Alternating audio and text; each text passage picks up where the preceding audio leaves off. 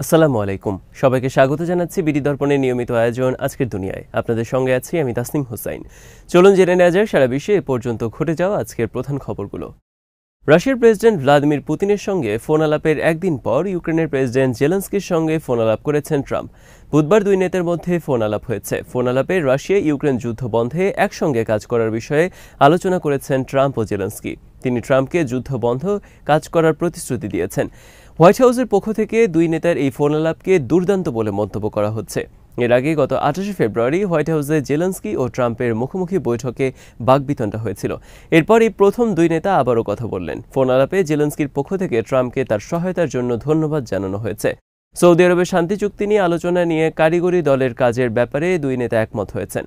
White house জানায় জেলেনস্কির পক্ষ থেকে ট্রাম্পের কাছে রাশিয়ার আক্রমণ ঠেকাতে আরও আকাশ প্রতিরক্ষা ব্যবস্থা চাওয়া হয়। ট্রাম্প বলেন তিনি ইউরোপে প্রয়োজনীয় সামরিক সরঞ্জাম খুঁজে পেতে সাহায্য করবেন। ট্রাম্পের পক্ষ থেকে গত মঙ্গলবারে পুতিনের সঙ্গে ফোন আলাপের বিষয়ে জেলেনস্কিকে জানানো হয়। এই ফোন আলাপে পুতিনের পক্ষ থেকে ট্রাম্পের দেয়া 30 দিনের যুদ্ধবিরতির প্রস্তাব প্রত্যাখ্যান করা হয়। ওই প্রস্তাবে রাজি হয়েছিল ইউক্রেন, তবে পুতিন যুদ্ধবিরতির প্রস্তাব গ্রহণ না করলেও জ্বালানি অবকাঠামো হামলা বন্ধের বিষয়ে রাজি হন। অবশ্য বুধবার আবারও জ্বালানি অবকাঠামোতে রাশিয়া ও ইউক্রেনের পাল্টাপাল্টি হামলার ঘটনায় এই যুদ্ধবিরতির সম্ভাব্য সুযোগ নিয়ে সন্দেহ তৈরি হয়েছে। তবে সংযুক্ত আরব আমিরাতের মধ্যস্থতায় দুই দেশ 175 জন করে বন্দি বিনিময়ে রাজি হয়েছে। মস্কো জানিয়েছে তারা শুভেচ্ছার নিদর্শন হিসেবে আরও 22 জন আহত ইউক্রেনীয় সেনাকে মুক্তি দিয়েছে। গাজায় আবারও স্থল অভিযান শুরু করেছে ইসরায়েলি বাহিনী। বুধবার ইসরায়েলি সেনাবাহিনী জানিয়েছে মধ্য ও দক্ষিণ গাজায় স্থল অভিযান শুরু করেছে তারা।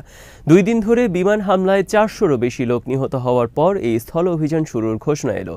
বিভিন্ন সংবাদ মাধ্যম জানিয়েছে গাজাকে 2 ভাগে বিভক্ত করে বানানো কথিত নেতজারিম করিডোরে ফের অবস্থান নিচ্ছে দখলদার ইসরায়েলের সেনারা। গত 19 জানুয়ারি যুদ্ধবিরতি চুক্তির পর ধীরে ধীরে গাজার ভেতর থেকে সরে গিয়েছিল দখলদার বাহিনী। তারা অবস্থান নিয়েছিল গাজা ইসরায়েল সীমান্তবর্তী অঞ্চলে।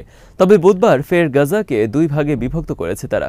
ইসরায়েলের সেনাবাহিনী এক্সে এক পোস্টে জানিয়েছে গত 24 ঘন্টায় তাদের সেনারা গাজার মধ্যাঞ্চলে নির্দিষ্ট স্থল হামলা শুরু করেছে, যেটির লক্ষ্য হল উপত্যকাটির উত্তর ও দক্ষিণাঞ্চলের মধ্যে আংশিক বাফার জোন তৈরি করা। আর এটির অংশ হিসেবে তারা তাদের সেনাদের নেতজারিম করিডোরের নিয়ন্ত্রণ নিয়েছে। 19 জানুয়ারির যুদ্ধবিরতির পর গত ফেব্রুয়ারিতে ইসরায়েলি সেনারা এখান থেকে সরে গিয়েছিলেন। এরপর দক্ষিণাঞ্চল থেকে লাখ লাখ মানুষ উত্তরাঞ্চলে নিজেদের বাড়িতে গিয়েছিলেন, যদিও সেখানকার বেশিরভাগ বাড়িঘরই ইসরায়েল ধ্বংস করে দিয়েছে। ইসরায়েলের প্রতিরক্ষামন্ত্রী ইসরায়েল কাটজ হুমকি দিয়েছেন যেখানে হামলা চালানো হবে সেখান থেকে ফিলিস্তিনিদের সরিয়ে নেওয়ার কাজ শুরু হবে।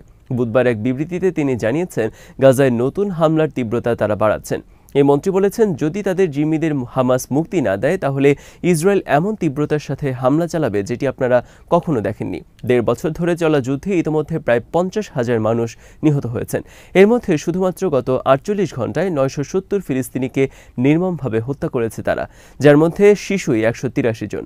আল জাজিরা জানিয়েছে বৃহস্পতিবার ভোর থেকে বিমান হামলা চলছে। এই হামলায় অন্তত সকালের আগে 22 জন নিহত হয়েছে। গাজায় স্থল অভিযানের পরিণতি সম্পর্কে ইসরায়েলকে সতর্ক করে দিয়েছে উপত্যকার মুক্তিকামী আন্দোলন হামাস। সংগঠনটি বলেছে গাজায় সেনাদের পরিণতির জন্য দায়ী থাকবে ইসরায়েলি নেতারা। এক বিবৃতিতে হামাস বলেছে ইসরায়েলি সরকার বারবার গাজার বাসিন্দাদের জোরপূর্বক উচ্ছেদ করতে চাইছে। এর ফলে বেনিয়ামিন নেতানিয়াহুর সরকার যে গভীর সংকটের মুখে রয়েছে তা বোঝা যাচ্ছে। বিবৃতিতে আরও বলা হয়েছে জোরপূর্বক বা স্বেচ্ছায় উচ্ছেদ করার যে কোনো পরিকল্পনা ফিলিস্তিনি জনগণ ব্যর্থ করে দেবে। আল কুদস ছাড়া ফিলিস্তিনিরা আর কোথাও যাবে না। বিবৃতিতে গাজার যুদ্ধবিরতি চুক্তির প্রতি হামাসের অঙ্গীকারের কথাও উল্লেখ করা হয়। এতে যুদ্ধবিরতি লঙ্ঘন করে গাজায় হামলা চালানোর জন্য ইসরায়েলকে দায়ী করা এবং নেতানিয়াহুকে এই আক্রমণ থামাতে চাপ দেওয়ার জন্য মধ্যস্থতাকারীদের প্রতি আহ্বান জানানো হয়েছে। মঙ্গলবার দখলদার ইসরায়েলের সরকার প্রধান নেতানিয়াহু বলেছেন হামাসকে হামলার মধ্যেই আলোচনায় বসতে হবে। হামাস ইসরায়েলি বন্দীদের ছাড়তে না চাওয়ায় নতুন করে হামলা শুরু হয়েছে। হামাসের পক্ষ থেকে ইসরায়েলকে বারবারই অভিযুক্ত করা হচ্ছে যুদ্ধবিরতি চুক্তিকে বাতিল করার জন্য। এর মধ্যে ইসরায়েলি পররাষ্ট্রমন্ত্রী ইসরায়েল কাটজ ফিলিস্তিনিদের পুরোপুরি ধ্বংস করার হুমকি দিয়েছেন। গাজায় যুদ্ধবিরতি লঙ্ঘনে ইসরায়েলকে অভিযুক্ত করেছে ইসরায়েলি সংবাদপত্র হারেজ। প্রভাবশালী সংবাদপত্রটি বলছে হামাস নয়, গাজায় যুদ্ধবিরতি লঙ্ঘন করছে ইসরায়েল। বার্তা সংস্থা আনাদুলু জানায়, ইসরায়েলি সংবাদপত্র হারেটস বুধবার গাজা যুদ্ধবিরতির চুক্তি লঙ্ঘনের জন্য প্রধানমন্ত্রী নেতানিয়াহু সরকারকে অভিযুক্ত করেছে। হারেটস তার একটি সম্পাদকীয়তে বলেছে, চুক্তি বাস্তবায়ন এবং জিম্মিদের ফিরে আসার পথে হামাস নয়, বাধা দিচ্ছে ইসরায়েল। ইসরায়েলি সরকার দাবি করেছে, যুদ্ধবিরতি বাড়ানো এবং বন্দীদের মুক্তি দেওয়ার সমস্ত প্রস্তাব হামাস বারবার প্রত্যাখ্যান করার কারণে নতুন করে এই হামলা করা হয়েছে। তবে হারেটস বলছে, কিন্তু আমাদের জোরে এবং স্পষ্টভাবে বলা উচিত এটি মিথ্যা। হামাস নয়, ইসরায়েল চুক্তি লঙ্ঘন করেছে। এতে আরও বলা হয়েছে, ১৬তম দিনে সংঘাতের পক্ষগুলোর দ্বিতীয় পর্যায়ের আলোচনা শুরু করার কথা ছিল, যা বাকি সমস্ত জিম্মিদের মুক্তির মাধ্যমে শেষ হওয়ার কথা ছিল, কিন্তু ইসরায়েল তা প্রত্যাখ্যান করেছে। যুদ্ধবিরতির ৪২ থেকে ৫০তম দিনের মধ্যে গাজা ও মিশরের সীমান্তে ফিলাডেলফি করিডোর থেকে সেনা প্রত্যাহারের প্রতিশ্রুতিও ভঙ্গ করেছে ইসরায়েল। ইয়েমেনের হুথিদের সম্পূর্ণরূপে নির্মূল করা হবে বলে হুঁশিয়ারি উচ্চারণ করেছেন যুক্তরাষ্ট্রের প্রেসিডেন্ট ট্রাম্প। তিনি ইরানকে হুথিদের প্রতি সমর্থন বন্ধ করার আহ্বানও পুনর্ব্যক্ত করেছেন। ইয়েমেনি এই গোষ্ঠীটি যুক্তরাষ্ট্রের কাছে পরাজিত হবে বলেও প্রতিশ্রুতি দিয়েছেন ট্রাম্প। মার্কিন প্রেসিডেন্টের এই মন্তব্য এমন এক সময় এলো যখন হুথিরা লোহিত সাগর অঞ্চলে আমেরিকান যুদ্ধজাহাজ লক্ষ্য করে হামলার পাশাপাশি ইসরায়েলেও ক্ষেপণাস্ত্র নিক্ষেপের দাবি করেছে।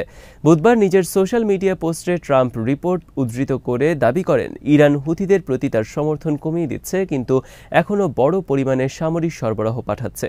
তিনি লিখেছেন, ইরানকে অবিলম্বে এই সরবরাহ পাঠানো বন্ধ করতে হবে। হুথিদের নিজেদের লড়াই করতে হবে। যেভাবেই হোক তারা হেরে যাবে, কিন্তু এভাবেই তারা দ্রুত হেরে যাবে।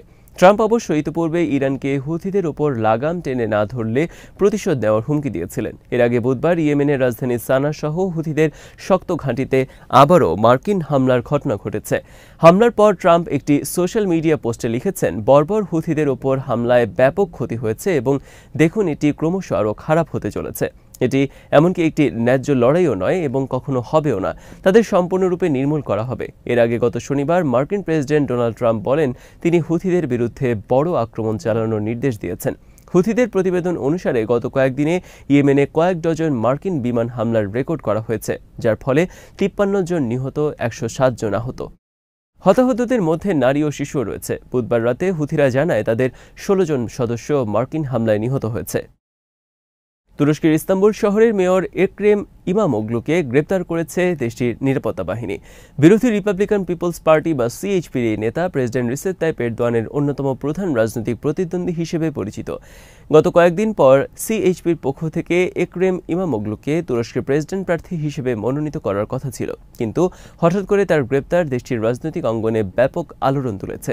ব্রিটিশ সংবাদ মাধ্যম বিবিসির প্রতিবেদন থেকে জানা গেছে, প্রসিকিউটরেরা তাকে দুর্নীতি ও সন্ত্রাসী গোষ্ঠীকে সহায়তা করার অভিযোগে অভিযুক্ত করেন এবং অপরাধী সংগঠনের সন্দেহভাজন নেতা বলে আখ্যায়িত করেন। গ্রেপ্তারের পর এক ভিডিও বার্তায় ইমামোগলু বলেছেন, জনগণের ইচ্ছাকে দমিয়ে রাখা যাবে না। তিনি আরও জানান, তিনি গণতন্ত্র ও ন্যায় বিচারের জন্য দৃঢ় অবস্থানে রয়েছেন। গত বছর অনুষ্ঠিত স্থানীয় নির্বাচনে ইমামোগলু দ্বিতীয়বারের মতো ইস্তাম্বুলের মেয়র নির্বাচিত হন। তার দল সিএইচপি সেই নির্বাচনে প্রেসিডেন্ট এরদোয়ানের দলের প্রার্থীদের হারিয়ে ইস্তাম্বুল ও আঙ্কারায় জয়লাভ করেছিল। কিন্তু এক্রেম ইমামোগলুর হঠাৎ গ্রেপ্তারের বিষয়টি নিয়ে অনেকে উদ্বেগ প্রকাশ করেছেন। অনেকে বিষয়টিকে রাজনৈতিক উদ্দেশ্য প্রণোদিত বলে অভিহিত করেছেন। তবে এরদোয়ান ও তার দল একে আইনি প্রক্রিয়ার অংশ বলে দাবি করেছে। তুরস্কের বিচারমন্ত্রী ইলমাস তুঞ্চ বলেছেন, এই গ্রেপ্তারকে রাজনৈতিক সিদ্ধান্ত বলা ভুল ও বিপজ্জনক, কারণ দেশে আইনের শাসন বজায় রয়েছে।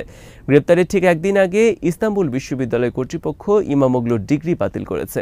বিশ্লেষকরা বলছেন, ইমামোগলুর ডিগ্রি বাতিল করে তাকে প্রেসিডেন্ট নির্বাচনে অংশ নেওয়া থেকে দূরে রাখার চেষ্টা করা হচ্ছে, কারণ তুর্কি সংবিধান অনুযায়ী প্রেসিডেন্ট প্রার্থীদের উচ্চশিক্ষা সম্পন্ন করা বাধ্যতামূলক। ইমামোগলু এই সিদ্ধান্তকে আইন বহির্ভূত বলে আখ্যা দিয়েছেন। সিএইচপি বিষয়টিকে কূটনৈতিক অভ্যুত্থান বলে উল্লেখ করে অভিযোগ করেছে, এটি দেশের ভবিষ্যৎ প্রেসিডেন্ট নির্বাচনের প্রক্রিয়া বন্ধ করার চেষ্টা। দলের চেয়ারম্যান ওজগুর ওজেল বলেছেন, জনগণের ইচ্ছাকে উপেক্ষা করা গণতন্ত্রের উপর আঘাতের শামিল। আজ এখানে শেষ করছি। সবাই ভালো থাকুন, সুস্থ থাকুন আর দেখতে থাকুন বিডি দর্পণ। চ্যানেলটি ভালো লাগলে সাবস্ক্রাইব করুন। সংযুক্ত থাকুন আমাদের ফেসবুক পেজে। আল্লাহ হাফেজ।